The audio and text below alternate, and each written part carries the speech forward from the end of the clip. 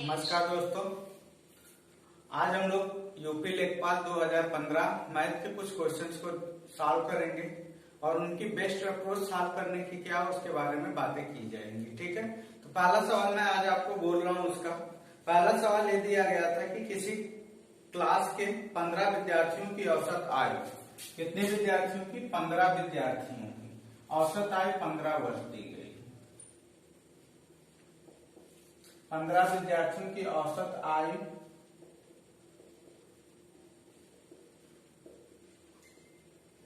कितना वर्ष है? 15 वर्ष। फिर उसके बाद आपसे कहा जाता है कि इनमें से 5 की औसत आयु 14 वर्ष है। 5 की औसत आयु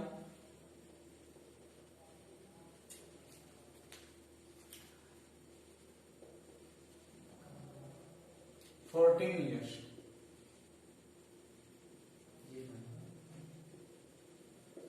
तथा 9 विद्यार्थियों की औसत आयु 16 वर्ष है। 9 की औसत आयु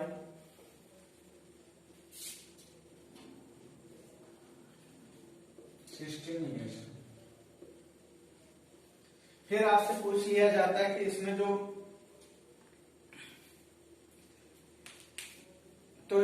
15वां विद्यार्थी है उसका औसत आयु, आपसे पूछ लिया जाता है कि जो 6वां विद्यार्थी है उसकी औसत आयु क्या होगी। ठीक है, तो अब इस सवाल को हम लोग सॉल्व कैसे करेंगे इसके बारे में देखते हैं। तो आप देखते हो कि एक जगह 5 की औसत आयु दे दिया, एक जगह 9 की औसत आयु दे दिया, तो टोटल कुल कितने विद्यार्थी हो गए? 14। और एक जगह आपको 15 विद्यार्थियों की औसत आयु दिया है और जो एक शेष विद्यार्थी बचा है यानी कि 6वां, उसकी औसत आयु आपसे पूछा, तो आप निकालोगे कैसे? तो सबसे पहले मैं इसे आपको बेसिक मेथड से सॉल्व करा रहा हूं और फाइनली हम लोग एग्जाम में कैसे सॉल्व करेंगे उसे भी देखते हैं। तो आपको यही पता है कि 15 विद्यार्थियों की आयु के योग में से जो 14 दिए हैं उनके योग को घटा दोगे तो एक जो शेष बच रहा है उसकी आयु क्या होगी? ज्ञात हो जाएगी। तो 15 विद्यार्थियों की औसत आयु का योग, 15 का योग कितना हो जाएगा? ठीक है, 15 विद्यार्थियों की आयु का योग। तो आपको पता है कि योग के लिए क्या करोगे? पदों की संख्या में औसत से गुणा कर दोगे तो आ गया 225 वर्ष। फिर और इसके आगे हम लोग बात करें तो 9 विद्यार्थियों की आयु का योग कितना होगा? तो आपको 9 विद्यार्थियों की औसत आयु कितनी दी गई है? 16 और संख्या कितनी है? 9, तो टोटल कितना हो जाएगा? 144 वर्ष। फिर और आगे हम लोग देखें तो 5 विद्यार्थियों की औसत आयु का योग कितना होगा? तो 5 की औसत आयु 14 है, तो कुल योग हो जाएगा 14 × 70 वर्ष हो जाएगा। तो इस तरह से आप क्या मिलता है कि जो 6वां व्यक्ति है, ठीक है, 6वें व्यक्ति की आयु क्या होगी? 6वें व्यक्ति की आयु आपसे पूछा है, तो इसके लिए 15 की आयु 225 वर्ष है और इसमें से 14 की आयु 144 प्लस 70 माइनस कर दोगे तो कितना हो जाएगा? यहां से आप माइनस करते हो तो आपका हो जाता है 70 जोड़ दोगे तो 110, 214 में से 225 घटाओगे तो 11 वर्ष आ जाएगा। तो इस तरह से आपको एग्जाम में सॉल्व करना काफी महंगा भी हो सकता है, कभी कभी डेटा काफी डिफिकल्ट हो जाते हैं गुणा भाग, तो इतना आपको करना नहीं है। तो अभी जो अप्रोच बता रहा हूं आप उसको फॉलो करिएगा।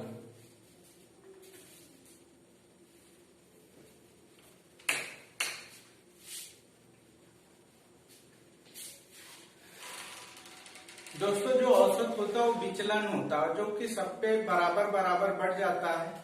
तो अब यहाँ पे आप क्या करोगे कि 15 व्यक्तियों की औसत आयु कितनी है? 15 व्यक्तियों की औसत आयु कितनी है? 15 वर्ष है। ठीक है, तो इसे मैं वर्ष लिख देता हूँ, वाई का मतलब वर्ष ही मैं समझता हूँ। और आपको यहाँ पे दिया गया कि 5, ये तो 15 का था, अब 5 कम वाला हमेशा मीन औसत से क्या करता है, ऊपर रखना होता है आपका। 5 का औसत जो है वो कितना आपका 14 वर्ष है।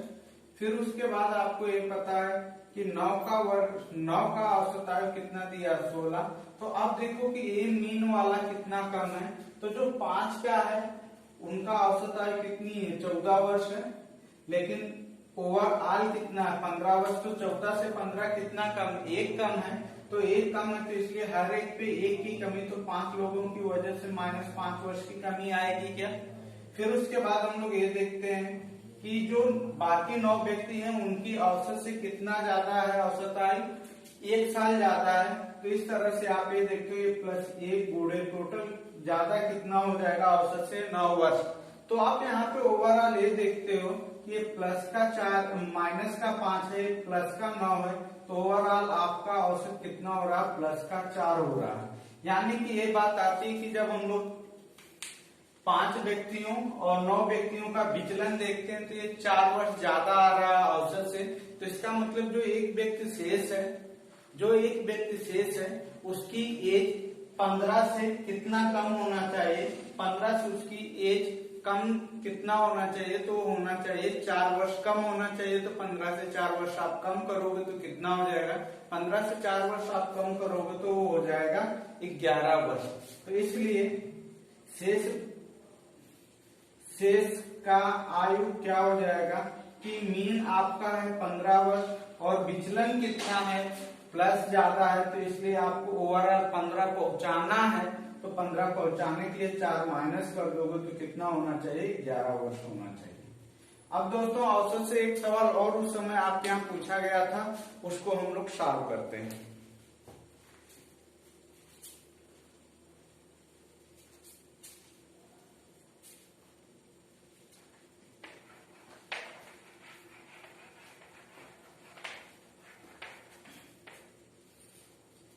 बहुत ही इजी सवाल ये भी है। लिखा गया 4 संख्याएं आपको यहाँ पे लिखी गई हैं। एक संख्या आपकी n, उसके बाद की संख्या आपकी n+1, उसके बाद की संख्या आपकी n+2 है, इसके बाद की संख्या आपकी n+3 है, इसके आगे की संख्या आपका n+4 है और इसके आगे की संख्या आपकी क्या है, n+5। कितना, n+5। अब दोस्तों ये बताओ कि यहाँ पे संख्याएं कितनी दे दिया है, 6 दे दिया गया और इन संख्याओं से आपका औसत पूछ लिया गया है। तो इन संख्याओं का औसत आप निकालने जाओगे तो टोटल कितनी संख्याएं यहाँ पे हैं, 6 संख्याएं हैं ना। तो 6 संख्याएं हैं तो आपका औसत कितना होगा, 6 संख्याएं कितना का औसत कितना होगा। तो ऐसे सवाल हमने आपको लगाना सिखाया था कि जब यह एक सीरीज है, क्योंकि 2 लगातार पदों के बीच का अंतर समान आ रहा है, एक बढ़ रहा है, तो इसलिए यह एक समांतर श्रेणी हुई और औसत जो है वो बीच में आएगा। तो बीचों बीच आप देखोगे तो n+2 और n+3 के बीच में ही तो आएगा। n+2 और n+3 के बीच में आपका कितना हो जाएगा, n+2 यानी कि 2 और 3 के बीच में 2.5 ही तो आएगा। तो इस तरह से आपका आंसर n+2.5 हो जाएगा। या इसी 2.5 को आप लिख सकते हो 5/2। तो इस तरह से आप देख के भी इसका आंसर निकाल सकते थे। नहीं तो आपको क्या करना पड़ता, बेसिक मेथड लगाते तो आप क्या करते, इन सभी पदों को जोड़ लेते। पदों को जोड़ते तो n 6 बार है तो आपको कितना आता, 6n आता। फिर इन संख्याओं को जोड़ते तो आपको कितना मिलता, 3 3 6 4 10 5 15 मिल जाता। फिर डिवाइड बाय 6 करते क्योंकि पदों की संख्या 6 है, तो फाइनली आपको यही मिलता। ठीक है दोस्तों, तो अब हम लोग अगले सवाल की तरफ यहाँ पे बढ़ते हैं। अगला सवाल क्या है उसे हम लोग देखते हैं।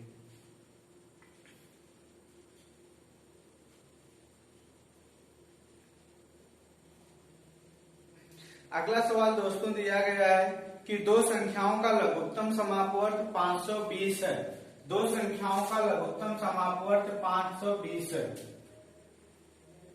यानी कि लघुत्तम समापवर्त का मतलब एलसीएम है 520 और उनका महत्तम समापवर्तक यानी कि एचसीएफ जो है, एचसीएफ यानी मस जो है वह 4 है। आपसे कहा जाता है कि इसमें से एक संख्या 52 है। एक संख्या क्या है आपकी, 52 है और आपसे दूसरी संख्या पूछी जाती है। तो इसके लिए आप क्या करोगे, तो इसके लिए बस एक ही फार्मूला बचपन से आप पढ़ते आए हो, वह क्या है कि ल से गुणे म से बराबर पहली संख्या गुणे दूसरी संख्या। तो ऐसे सवालों में आपको बस इतना ही अप्लाई करना, हमेशा दो ही संख्याएं देकर आपसे ऐसी चीजें पूछेगा। इन चारों चीजों में से कोई तीन की वैल्यू दे देगा, चौथी पूछ लेगा। तो यहाँ पे संख्या पूछा है तो आप क्या करोगे, पहली संख्या गुणे दूसरी संख्या बराबर ल से गुणे म से, हम लोग ल से को एलसीएम बोलते हैं, म से को एचसीएफ बोलते हैं। तो पहली संख्या आपको यहाँ पे 52 दे दिया गया, दूसरी संख्या तो पता नहीं, लेकिन ल से 520 दिया है और म से कितना दिया, 4 दिया है। तो इस फार्मूले का बहुत ज्यादा यूज होता रहा, तो आप इससे सॉल्व कर सकते हो। तो 4 से भाग दे दोगे 13 आ जाएगा, और 13 से यहाँ पे भाग दे दोगे कितना, या तो आप 52 से डायरेक्टली भी तो काट सकते थे ना। तो 52 से डायरेक्टली काटते तो 52 का हमें 120 होता। तो जो दूसरी संख्या आपको मिलती वो कितनी मिल जाती, 40 मिल जाती। तो इजी सवाल आते हैं, बहुत ज्यादा टफ के पीछे आपको भागना नहीं। हाँ ये जरूर है कि आपको वेराइटी के सवालों को देखना पड़ेगा।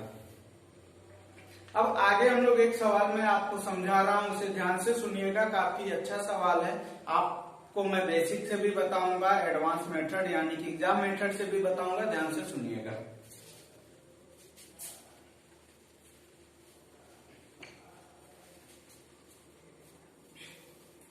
सवाल है कि एक कंपनी में ए बी सी हिस्सेदार हैं यानी अंशधारक।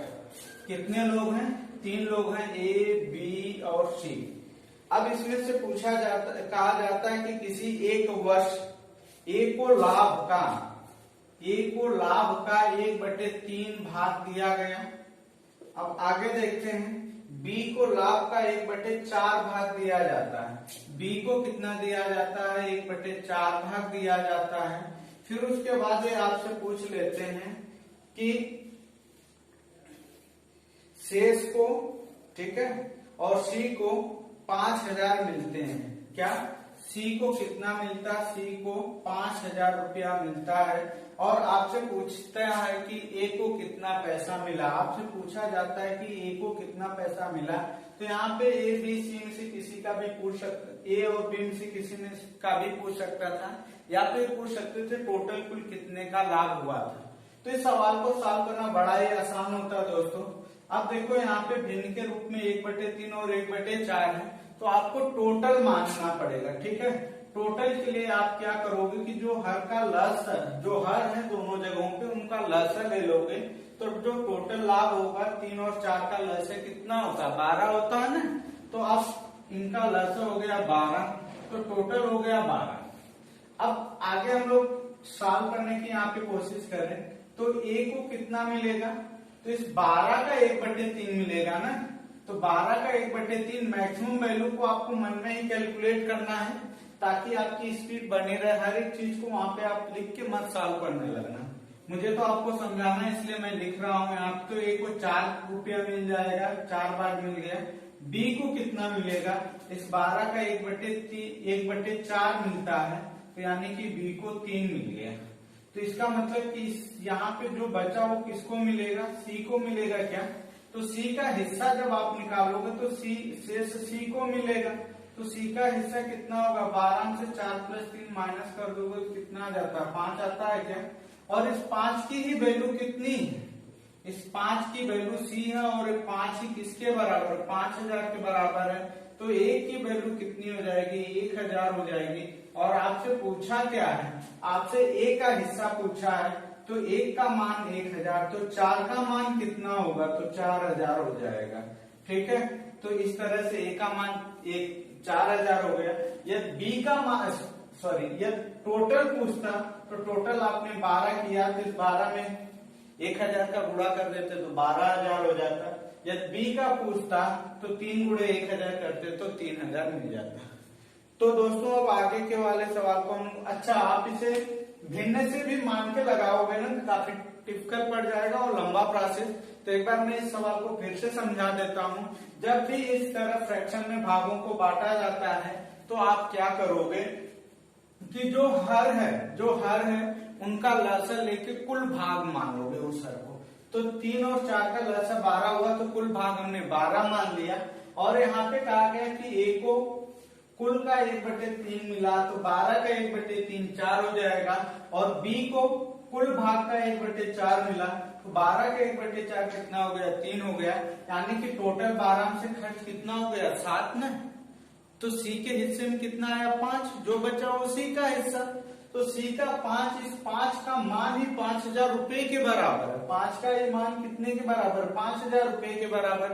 तो 1 का मान कितना होगा, तो 1 का मान 5 से भाग दे दोगे तो 1,000। आपसे ए का हिस्सा पूछा है और ए के हिस्से में क्या आया है, ए के हिस्से में 4 भाग आया है। तो 1 भाग का मान 1,000, तो 4 भाग का मान कितना हो जाएगा, 4,000 रुपया हो जाएगा।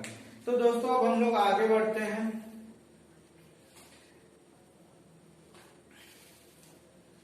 अब आगे के सवालों को हम लोग देखते हैं, क्या क्या सवाल है, कैसा कैसा है। ये तो आपका रहा फ्रैक्शन से, भिन्न से।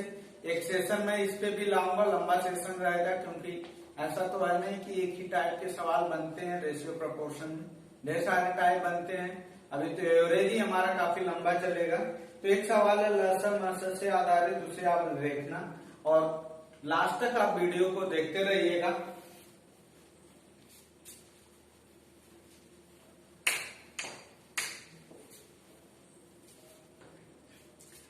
कहा गया कि 3 अलग अलग पात्रों में दूध रखा हुआ है। 3 अलग अलग पात्रों में दूध रखा हुआ है, वो तीनों दूध अलग अलग जानवर के हैं। तो पहले पात्र में जो दूध रखा हुआ है उसकी मात्रा है 403 लीटर की, और दूसरा पात्र जो है उसमें दूध की मात्रा है 434 लीटर की। काफी फेमस सवाल कई जगहों पे आया हुआ है, ऐसा नहीं कि लेखपाल में आया है।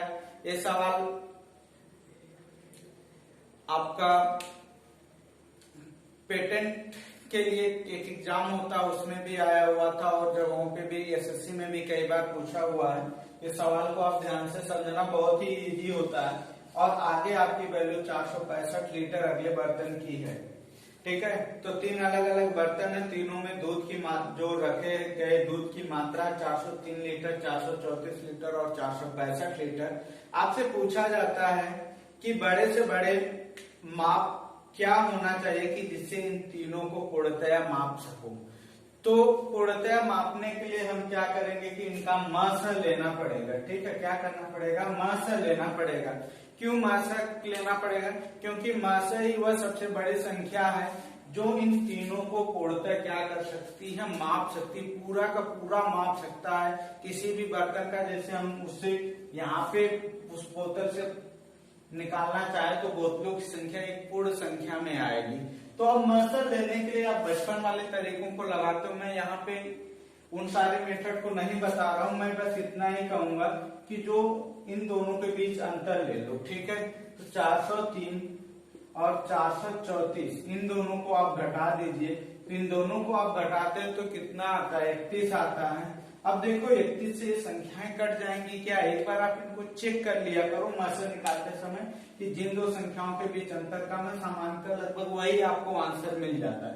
तो 31 से यहाँ पे भाग देना चाहोगे तो 31 से कम 31 आपका 9 शेष बचा 3, 31 या 93। यहाँ पे भाग लेना चाहते हो तो यहाँ पे कितना हो जाएगा, 31 से कम 31 आपका कितना शेष बच गया, यहाँ पे 12 जीरो उतार दोगे तो 124 हो जाएगा।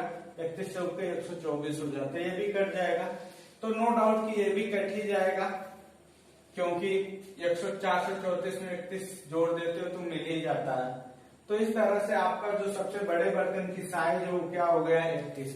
कभी कभी बर्तनों की संख्या पूछ लिया जाता है, तो हम लोग जब लसा मासे पढ़ेंगे तो उस समय जितनी भी पॉसिबिलिटी बनेगी उन सभी को हम लोग सॉल्व करेंगे।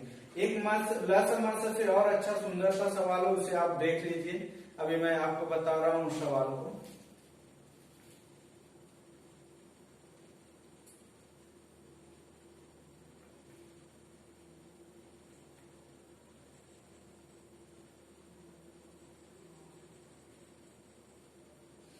चलिए, कहा गया कि दो संख्याओं का अनुपात 3:5 है। दो संख्याओं का अनुपात कितना दिया अगला सवाल में, 3:5 है। दो संख्याओं का अनुपात 3:5 है और उनका मासा दिया है कितना, उनका मासा दिया है, उनका लघुत्तम समापवर्ग दिया है 300। लघुत्तम समापवर्ग कितना दिया है 300, और आपसे छोटी संख्या पूछा है। तो अब क्या है कि जो ये अनुपात है, अनुपात जो यक्स लगा दोगे तो 3x और 5x जो है वो संख्याओं के रूप में आ जाएंगे, और इनका लस जो होगा, तो मैं शॉर्ट टर्म में ये कहूं कि कभी भी आपको संख्याओं का अनुपात दे और उनका लस दे, तो आप क्या करोगे कि इस अनुपात के गुणनफल से यहाँ पे भाग दे दोगे तो मस मिल जाएगा। क्या करोगे, अनुपात के गुणनफल से लस में भाग दे दोगे तो मस आ जाएगा। तो 3 और गुणे 5 तो आपका 15 दूना 30, तो मस कितना हो गया 20।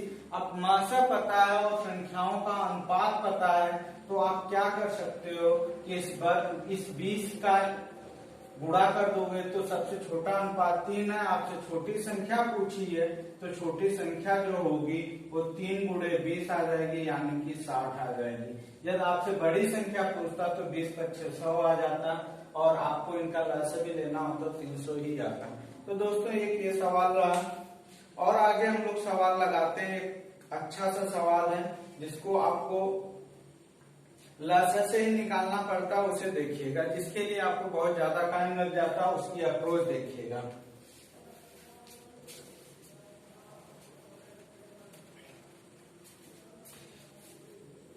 सवाल लिख लीजिए। 4 अंकों की बड़ी से बड़ी संख्या जो 24, 30, 36, 24, 30, 36 में से प्रत्येक से विभाजित हो तो वह संख्या क्या है। तो मैं आपको ऑप्शन लिख दे रहा हूं, ऑप्शन देख लीजिएगा। ऑप्शन आपका है 96, 20। बी ऑप्शन आपका है 93, 60। सी ऑप्शन आपका लिखा गया है 99, 60। डी ऑप्शन जो आपका लिखा गया है 98, 40। एक बार मैं इस सवाल को फिर से पढ़ देता हूं। सवाल कहा गया है कि 4 अंकों की बड़ी से बड़ी संख्या जो 24, 30 और 36 से क्या हो जाए, पूर्णतः विभाजित हो जाए, तो वह संख्या कौन सी है। तो सबसे बड़ी संख्या देख के आप मसा मत निकालने लगना, ठीक है। अब इन्हीं से विभाजित की बात हो रही है, तो इसका मतलब लसा लेना पड़ेगा।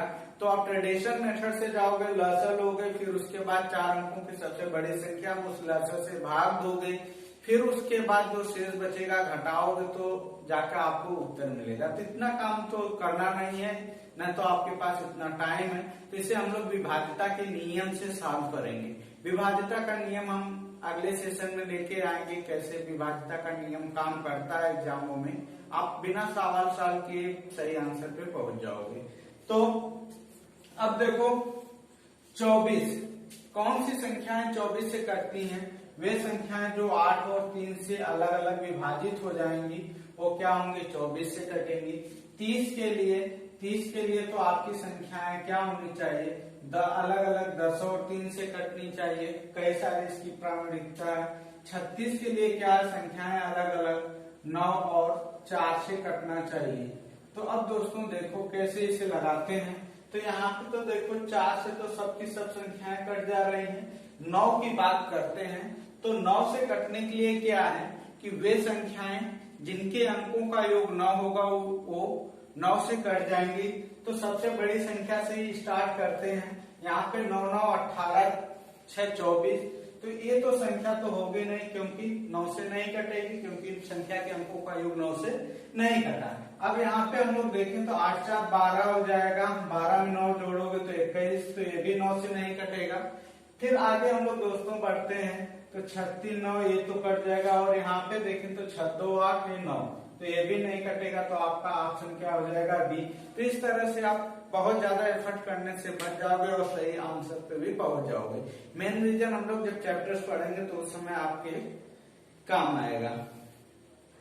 अब आगे के कुछ सवालों को और हम लोग देखें तो एक सवाल आपके सामने मिलता है कि यदि x स्क्वायर बीजगणित का साधारण बीजगणित का सवाल, उसे देखिएगा।